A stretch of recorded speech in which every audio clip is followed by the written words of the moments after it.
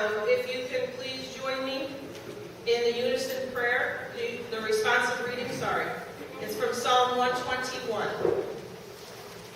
I lift up my eyes to the hills. From whence does my help come? My help comes from the Lord, who made heaven and earth. The Lord will not let your foot be moved. The Lord who keeps you will not slumber. Behold, the one who keeps Israel will neither slumber nor sleep. The Lord is your keeper. The Lord is your shade on your right hand. The sun shall not smite you by day, nor the moon by night. The Lord keep you from all evil and will keep your life. The Lord will keep your going out and your coming in from this time forth and forevermore. Amen. Since day one, seeing that portion of Psalm 121 written over, when you come into the sanctuary, I lift my eyes to the hills, I have thought about, we need a Sunday where we can find the opportunity to celebrate the view we have of Bald Mountain and to be able to sing this version of Psalm 121. I think we as people have a fascination with mountains. Look how many people strive to conquer mountains by climbing them, sometimes in the most unconventional ways. Even the psalmist was fascinated with mountains because they inspired thoughts of God from whom our help comes. Back in the day, before they recognized that the earth is a sphere, heaven was where? Up, right?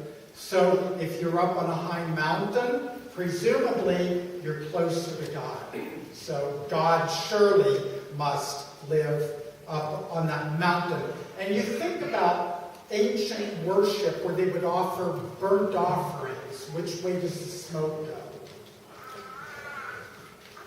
Up, right? I mean, how else are you going to get this slab of meat up to God unless you roast them and send the fragrant smell heavenward? So, mountains are mentioned over 500 times in the Bible. Just a few. There's Mount Ararat.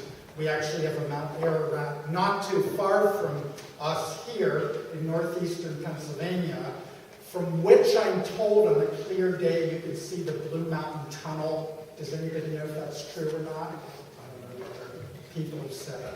Probably people from Mount Ararat have said it, right? But the Mount Ararat in the Bible is 16,845 feet. And what do we know about Mount Ararat? That's where Noah's Ark came to rest when the flood receded. Mount Sinai, Moses, right? This is where Moses went up to receive the 10 Commandments and bring them back down.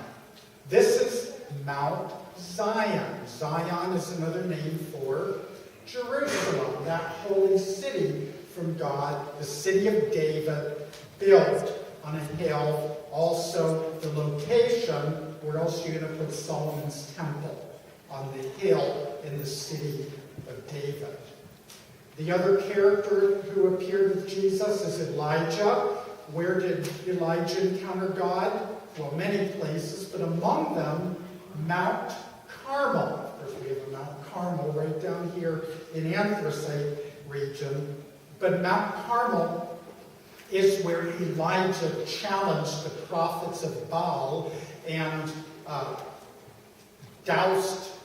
Elijah doused his offering with water just to prove the power of God and said, okay, God, do it.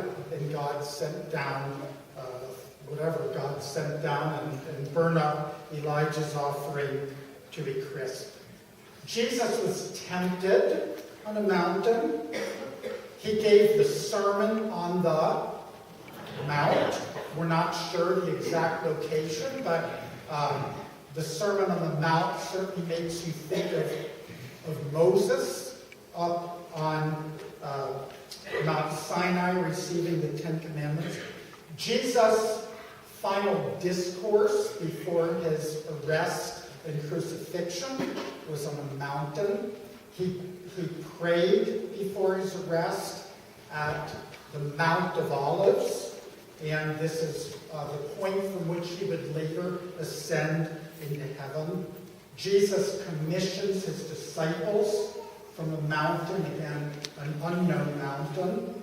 And, of course, today's reading, Jesus takes his inner three, Peter, James, and John, up on a high mountain, not specified which one, where Jesus wanted to show them more fully who he is. So he's discoursing with Moses, who represents the law, and Elijah, who represents the prophets. My friends, you've got the whole Bible there, the law and the prophets. And the message that they hear is, "This is my son, listen to him." All right? Now that's not saying don't listen to the law and to the prophets, but the spotlight was on Jesus. Listen particularly to him, because Jesus is the embodiment of God and speaks most fully for God. So my prayer is that as a congregation, just like we talked about with the children, that this experience will lead us to an awe-inspiring worship of God, one to spend time with God, not only here in this sanctuary, but spend time with God anywhere we happen to be. And that anywhere we are, we can say the words of the anthem that we heard, "I lift my hands in total praise to you." Amen. Let's be in prayer. Great God, you are worthy of our worship and praise. Too often we have such a limited vision and understanding of who you are, who your Son Jesus is, and just how alive your Holy Spirit is today. Thank you that you do not give up on us, but that you are always finding ways to expand our vision and our understanding and open our hearts and minds and doors even farther. God, please take us, melt us, make us, use us to the glory of Christ our Lord. Amen.